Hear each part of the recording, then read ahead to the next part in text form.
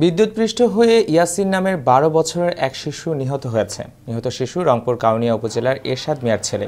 টাঙ্গাইলের মির্জাপুরের সৈয়দপুর এলাকায় রতন মিয়ার বাসায় ভাড়া থাকত তার পরিবার। নিহতের পরিবার বলেন, বিকেলে খেলতে গেলে দুলাল খানের বাসার বারান্দার পাশ দিয়ে ৩৩,০০০ ভোল্ট বৈদ্যুতিক লাইনে স্পৃষ্ট হয়ে মারা যায় শিশুটি।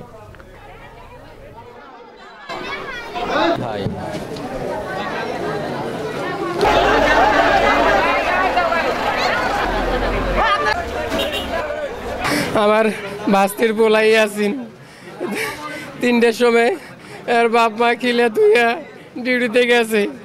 এখান থেকে ২০০-২৫০ কিলো ফাঁকে বাসা। এই ফ্ল্যাটে কখন যে আছে আমরা জানি না। কিছু ৩-৪টার ওই দিক দেখি কারেন্টের বাস্ট হয়ে গেছে। পরে চিল্লে কোন জায়গায় বাস্ট হয়েছে দেখি মানুষ এই ফ্ল্যাটের ছাদে এসে মানুষ যাওয়া আসা করে এই ছাদে পোলা মারা গেছে। কেউ চেনে না। পরে আমি আসি নিচে দেখি আমার ভাস্তির পোলাই আসিন এই ছাদে কেমনে আসছে তাও জানি না আমরা।